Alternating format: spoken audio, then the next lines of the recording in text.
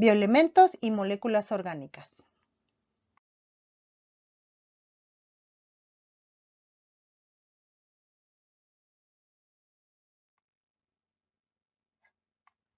Los elementos que existen en los seres vivos no son tan diferentes de los que hay en el universo, ni de los que hay en nuestro planeta. Si bien los elementos que nos forman son los mismos que hay en el universo, sus proporciones no corresponden directamente a las que se presentan en los seres vivos. Esto se debe a que no todos los elementos tienen las mismas características químicas que favorezcan los procesos que se requieren para la vida. Y aquí podemos ver a los bioelementos primarios, los bioelementos secundarios y los oligoelementos. Más adelante podremos ver en qué consiste cada uno. Elementos biogenésicos. De los 92 elementos naturales que se conocen, aproximadamente 25 son los que forman parte de los seres vivos y cumplen en ellos una función. Los elementos que forman parte de los seres vivos se les conoce como elementos biogenésicos y se clasifican en bioelementos primarios y bioelementos secundarios.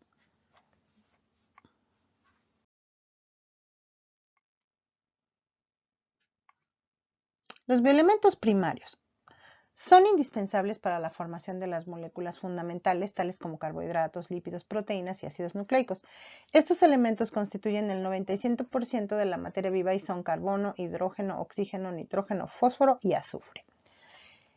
Y aquí podemos ver el porcentaje de los elementos en el universo y en los seres vivos. Por ejemplo, el hidrógeno tiene un porcentaje del 9.5% en los seres vivos. Sin embargo, en el universo tiene el 60.4%. El oxígeno, por ejemplo, tiene el 65%, o sea, nosotros somos 65% oxígeno, comparativamente con el universo es 0.96%. El helio está por encima, tiene el 35.56%. El carbono, nosotros somos 18.5%, y en el universo solamente el 0.27%. El nitrógeno tenemos el 3.5% y en el universo es menos del 1.4%. El azufre es 0.3% y el fósforo 1% en nosotros los seres vivos.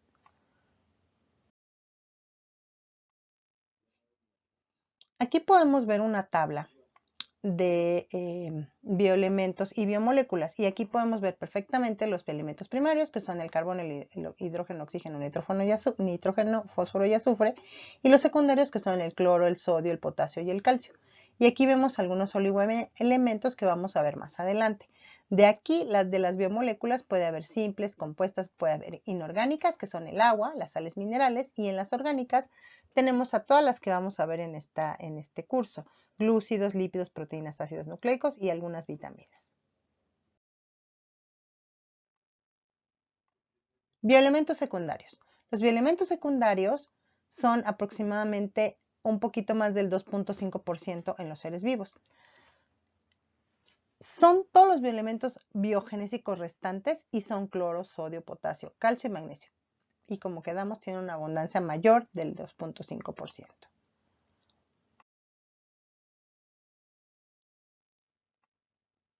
Ahora aquí vamos a ver a los oligoelementos. Los oligoelementos se encuentran en concentraciones por debajo del 0.1% en los organismos.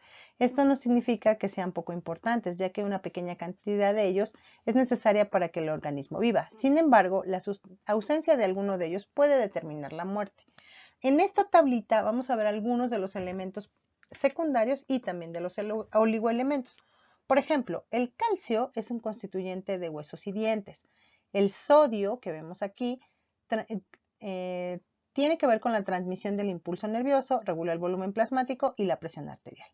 El cloro forma parte del jugo gástrico y participa en el equilibrio de líquidos en la célula. El potasio, que vemos aquí, tiene que ver con la transmisión del impulso nervioso y del movimiento muscular.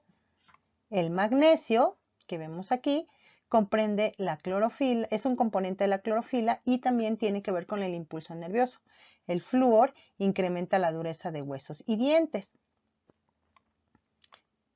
El cobalto es un componente de la vitamina B. El cobre, que vemos aquí, es un componente de la sangre de invertebrados acuáticos y de enzimas respiratorias. El yodo es una parte muy importante de la hormona tiroidea. El hierro, que vemos aquí, es un componente de la hemoglobina, que es la proteína transportadora de la sangre. El magnesio está asociado a diversas enzimas y en plantas su déficit causa amarillamiento, ya que intervienen los fotosistemas. El silicio forma parte de caparazones de diatomeas y da rigidez al tallo de los trigos. El selenio, que vemos aquí, es un antioxidante y participa en algunas reacciones enzimáticas. El zinc, que vemos aquí, se asocia al control de azúcar en la sangre.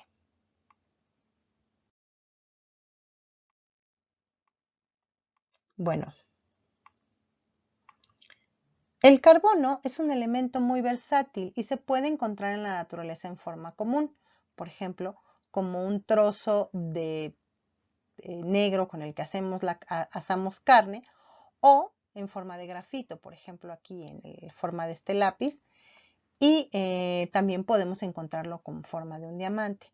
Los compuestos orgánicos siempre contienen carbono y tienen la peculiaridad de formar enlaces covalentes con el mismo y con otros elementos. Y aquí tenemos un diagrama de Bohr en donde vemos cómo el carbono tiene 6 electrones de número atómico, es decir, 6 electrones y 6 protones.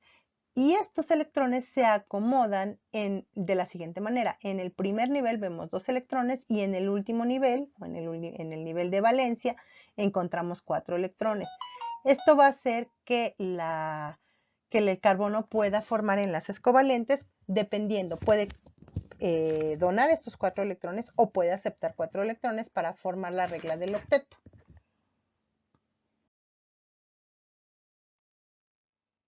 Vamos a hablar de las biomoléculas orgánicas. Los enlaces que forman el carbono son covalentes, como habíamos dicho anteriormente. Estos enlaces pueden ser sencillos, dobles o triples, lo que ha dado una gran diversidad de moléculas que cumplen infinidad de funciones al participar de manera activa en los procesos químicos de los seres vivos.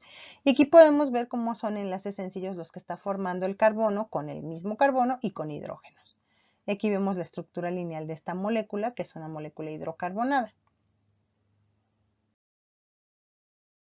Bueno, sabemos que existen diferentes biomoléculas y aquí podemos ver a los carbohidratos, que son estos panes que vemos acá, los lípidos, que son este aceite y aceitunas, las proteínas como la carne y el pescado, y los ácidos nucleicos que también están dentro pero no están representados en esta figura. Aquí vemos también proteínas y un poco de lípidos en el aguacate. Carbohidratos.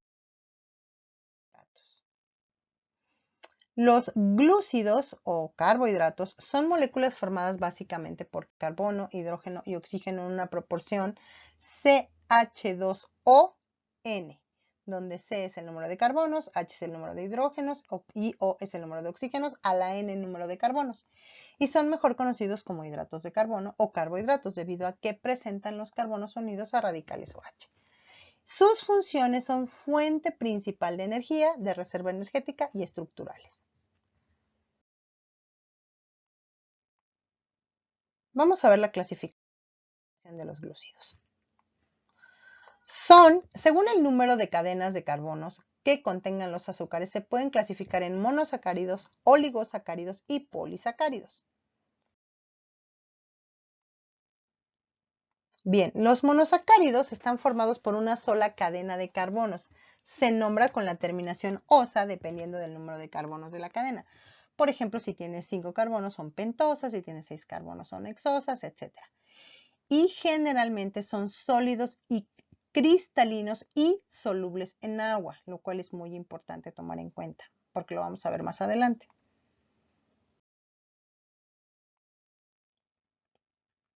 Ejemplos de monosacáridos. Las pentosas son glúcidos de 5 átomos de carbono. Y ahorita vamos a ver aquí 2 ejemplos. Aquí, como vemos, tenemos a la ribosa o de ribosa, 1, 2, 3, 4, 5 carbonos, o sea, es una pentosa. Y a la desoxirribosa, que también tiene 1, 2, 3, 4 y 5 carbonos. Ahora, cuando nosotros sumergimos este tipo de moléculas en el agua, quedamos que eran cristalitos, forman una estructura como más unida porque tienen una interacción con el agua, lo que hace que formen esta estructura ciclada. En el caso de las pentosas forman un pentagonito, como podemos ver. Cada esquinita es un carbono, igual aquí este es un carbono. Igual en la desoxirribosa, a la hora de nosotros sumergirlo al agua, se forman o se acomodan en esta manera. Y esa es la razón por la cual cuando nosotros agregamos azúcar al agua, se disuelve completamente porque está formando interacciones con el agua. Si vemos aquí la diferencia entre la ribosa y la desoxirribosa, es que la ribosa tiene aquí un OH y aquí no tiene un oxígeno, le falta este oxígeno. Entonces aquí está oxigenada y aquí está desoxigenada, por eso se llama desoxirribosa.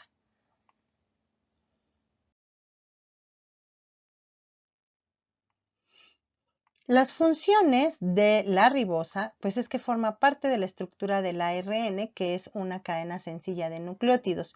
Y el ARN sabemos que tiene que ver con los procesos de transmisión de los genes o de expresión génica también. La desoxirribosa, aquí la podemos ver, forma parte del ADN. Y en el anterior vimos que el ARN era de una cadena y el ADN es de doble cadena. Entonces aquí podemos ver la doble hélice del ADN y podemos ver cómo aquí estas pentosas, que quedamos que eran la desoxirribosa cuando se metía en el agua, se ven de esta manera y están unidas a las bases nitrogenadas del ADN. Aquí vemos que estas van para arriba y estas van para abajo porque el ADN es una cadena antiparalela.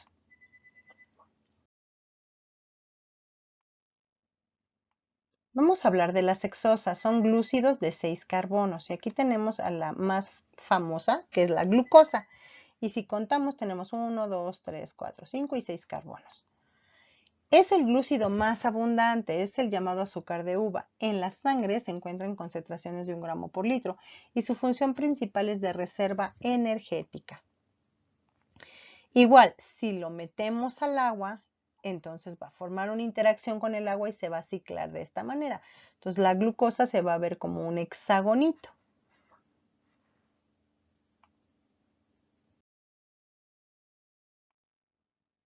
Vamos a ver ejemplos de hexosas.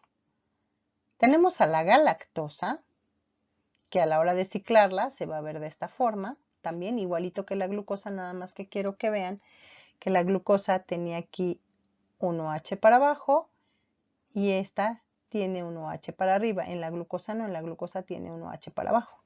Entonces es un isómero de la glucosa. Es muy parecido, solo que tiene cambiado este grupo carbonilo. ¿En dónde vive la galactosa? Bueno, es parte de otra molécula formada también por azúcares, por otro azúcar más, que se llama lactosa y está en la leche.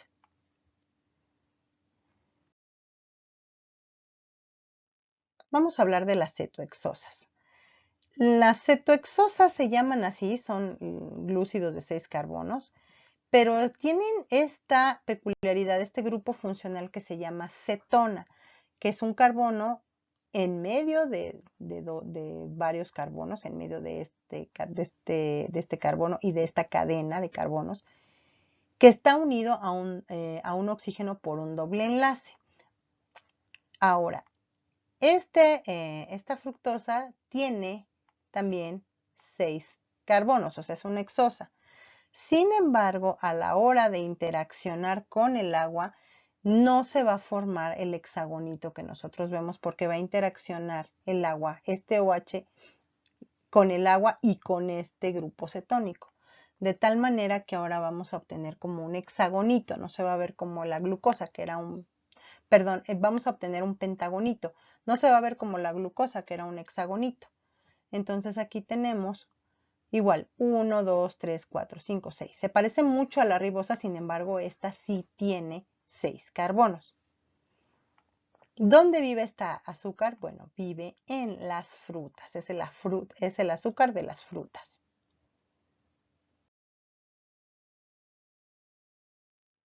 Vamos a ver a los oligosacáridos.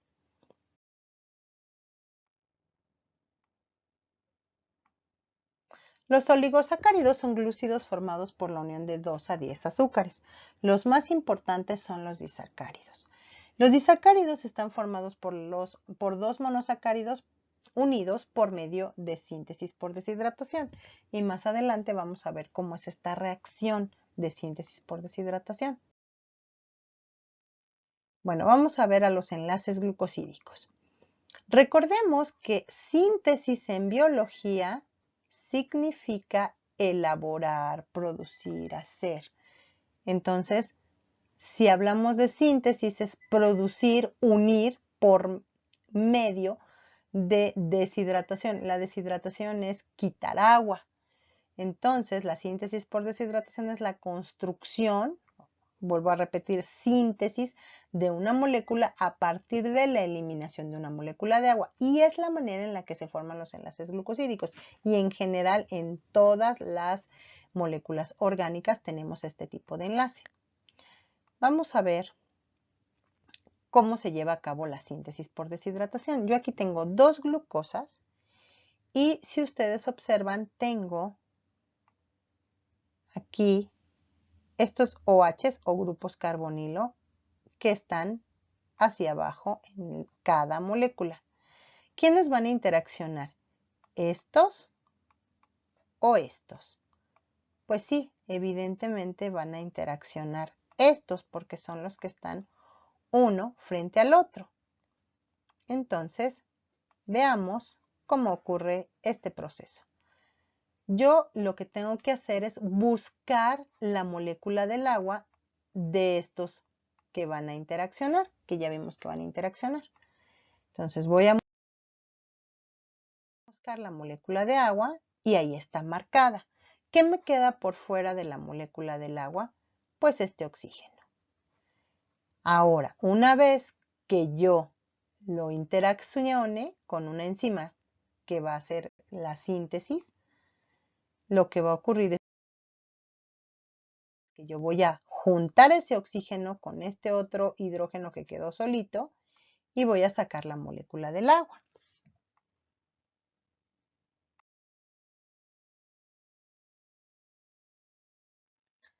Una vez que yo uní estos dos glucosas, la molécula resultante se llama maltosa y va a estar presente en la cerveza.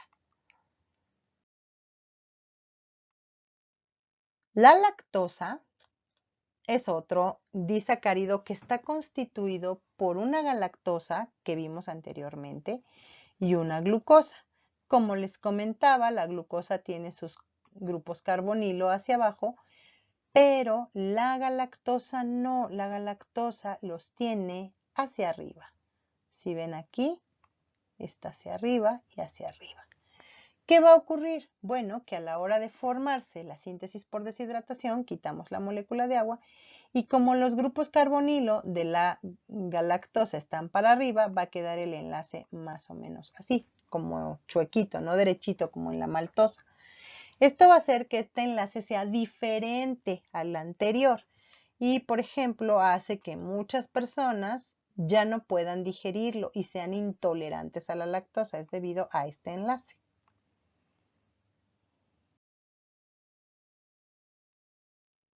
Sacarosa. Bueno, la sacarosa es la unión resultante de una molécula de glucosa y una molécula de fructosa, como quedamos que es un pentagonito. Y este azúcar es el azúcar de la mesa de todos los dulces y los refrescos que conocemos, es la sacarosa. Se le llama también azúcar de caña. Vamos a hablar de los polisacáridos. Los polisacáridos están formados por la unión de muchos monosacáridos, de 11 a miles, mediante enlaces glucosídicos. Tienen pesos moleculares muy elevados y no tienen sabor dulce. Pueden ser insolubles como la celulosa o formar dispersiones coloidales como el almidón. Pueden realizar funciones estructurales o de reserva energética. Y aquí podemos ver al almidón. El almidón es un polisacárido de reserva propio de los vegetales. Se acumula en forma de gránulos dentro de la célula vegetal en el interior de los plastos. Los depósitos de almidón se encuentran generalmente en semillas y tubérculos. Entonces nosotros cuando, por ejemplo, cortamos papas y las ponemos en agua, vamos a ver que liberan una sustancia como viscosa Eso es el almidón. Y también todas las semillas pues de trigo, de cebada, etcétera, tienen muchísimo almidón. Nada más que la diferencia es que las semillas de trigo tienen gluten y las papas no, pero sigue siendo almidón.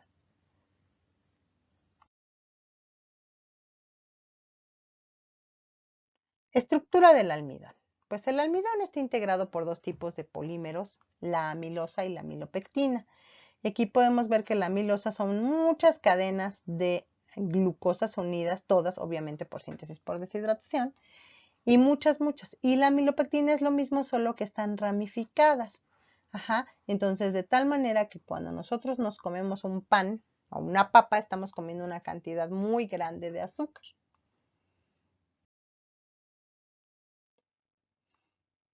Vamos a ver el glucógeno. El glucógeno es un polisacárido propio de los animales, se encuentra abundantemente en el hígado y en los músculos y forma dispersiones coloidales en el interior de la célula. Este glucógeno es el que nos permite hacer muchas actividades después de levantarnos sin haber probado ningún alimento. Claro que después hay que empezar a desayunar, si no el glucógeno no nos va a ser suficiente para todas las actividades del día. Celulosa. Es un polisacárido con función esquelética propio de los vegetales. Es el elemento principal de la pared celular que constituye un estuche en el que queda encerrada la célula. Y ustedes la conocen porque es lo que forma la pared celular, por ejemplo, de estas acelgas o espinacas, y también lo han visto en las hojas de papel. Eso es celulosa.